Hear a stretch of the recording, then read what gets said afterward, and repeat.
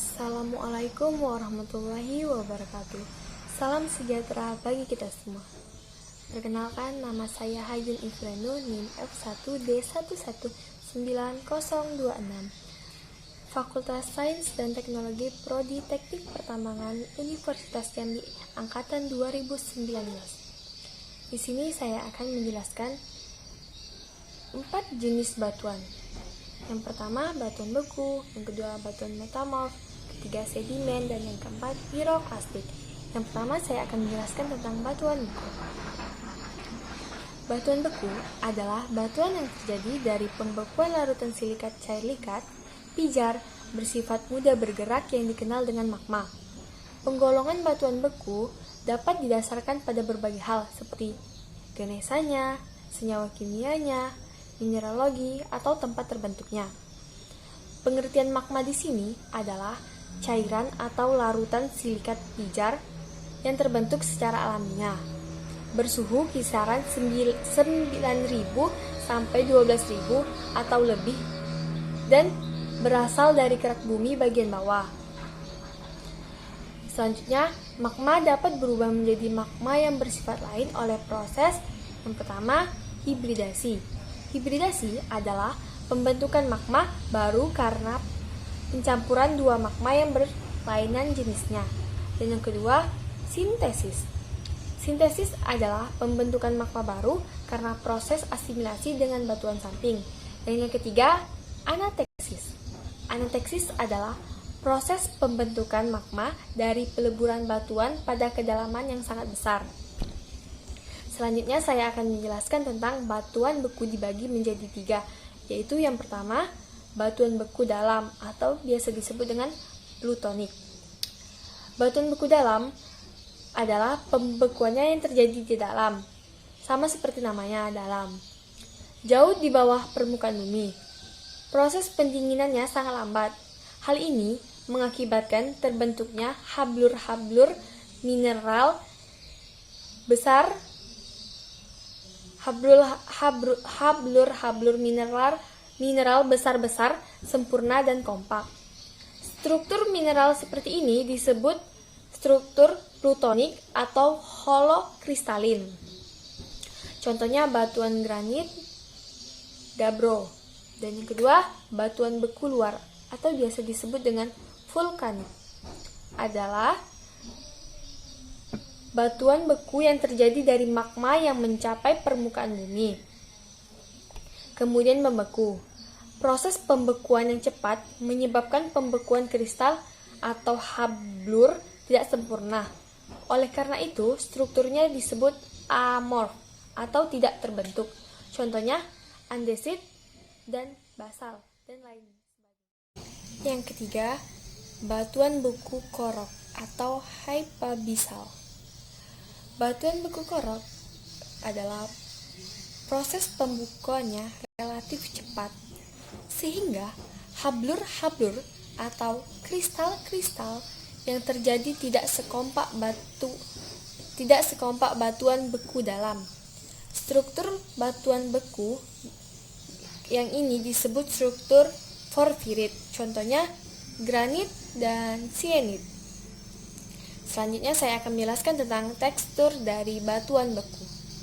Tekstur dari batuan beku berupa ukuran, bentuk, dan hubungan ketergantungan mineral dalam batuan.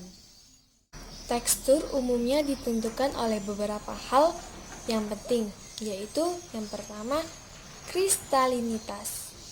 Kristalinitas adalah derajat kristalisasi dari suatu batuan beku pada waktu terbentuknya batuan tersebut.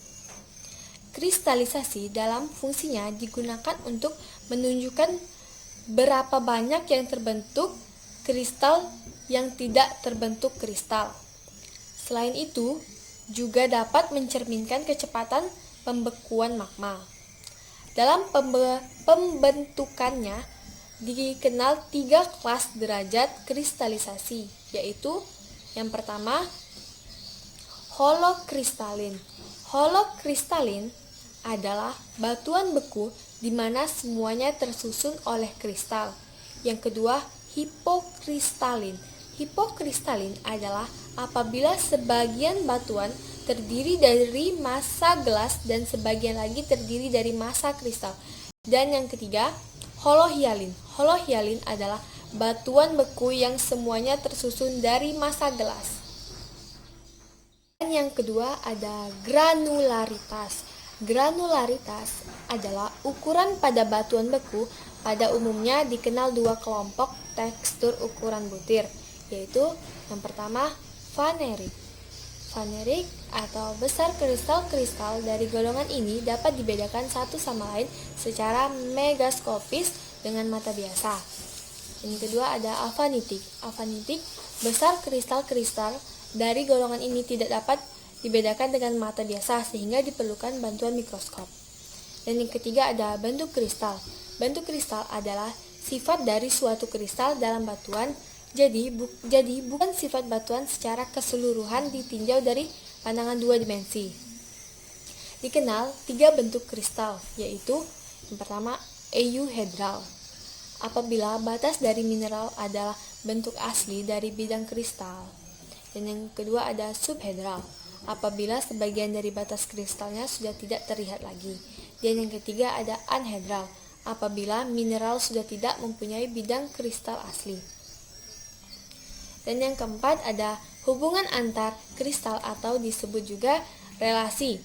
Didefinisikan sebagai hubungan antara kristal atau mineral yang satu dengan yang lain dalam suatu batuan. Selanjutnya saya akan menjelaskan tentang batuan metamorf. Batuan metamorf adalah batuan yang berasal dari batuan induk yang lain. Dapat berupa batuan beku, sedimen, maupun metamorf sendiri yang telah mengalami proses atau perubahan mineralogi, tekstur, maupun struktur akibat pengaruh temperatur dan tekanan yang tinggi. Penyebab terjadinya metamorfisme yang pertama suhu, tekanan, dan fluida. Selanjutnya saya akan menjelaskan tipe-tipe metamorfisme berdasarkan faktor yang mempengaruhinya. Yang pertama ada metamorfose termal atau kontak, yaitu metamorfose yang diakibatkan oleh kenaikan temperatur.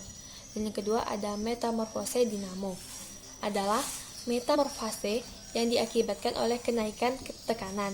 Dan yang ketiga ada metamorfase regional, yaitu metamorfase yang diakibatkan oleh kenaikan tekanan dan temperatur.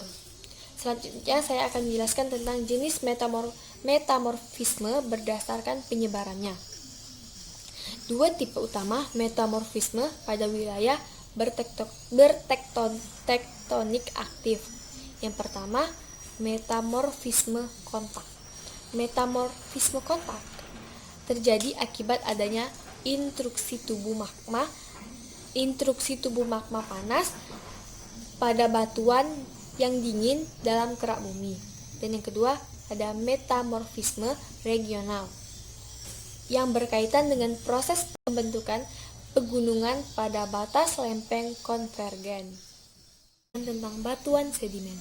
Batuan sedimen merupakan hasil pelapukan kimiawi dan mekanik, meliputi 5% dari kerak bumi, kira-kira 75% di permukaan bumi di daratan yang menyimpan rekaman bukti lingkungan masa lampau. Dan batuan sedimen penting untuk alasan ekonomi, sebab mengandung yang pertama batu bara, kedua minyak dan gas bumi, dan yang ketiga berbagai logam. Dan yang keempat, ahli geologi menggunakannya untuk meruntut sejarah bumi. Selanjutnya jenis batuan sedimen bagi dua, yaitu yang pertama batuan sedimen kimiawi dan yang kedua batuan sedimen detrital. Selanjutnya saya akan menjelaskan tentang batuan piroklastik.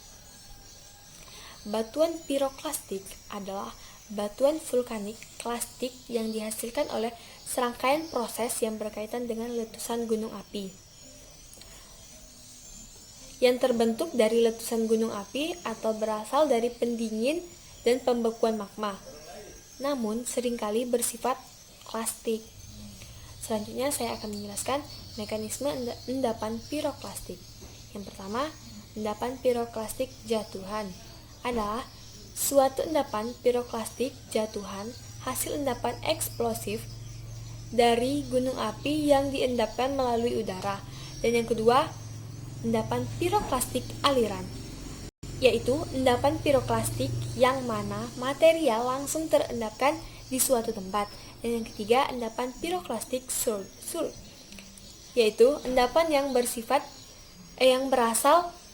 berasal dari suatu awan panas dengan kepadatan rendah, campuran dari campuran unsur-unsur padat, uap air, gas yang bergejolak berubah di atas permukaan dengan kecepatan tinggi. Selanjutnya, saya akan menjelaskan dari struktur dari batuan piroklastik. Yang pertama, ada ukuran butir. Ukuran butirnya ada 64 mm, 2 mm, dan 0,04 mm. Dan yang kedua ada derajat pembunaran. Derajat pembunaran meliputi membunar sempurna, membunar tidak sempurna, agak membundar, agak menyudut. Dan yang ketiga ada derajat pemilahan. Terbagi dari terpilah baik dan terpilah buruk.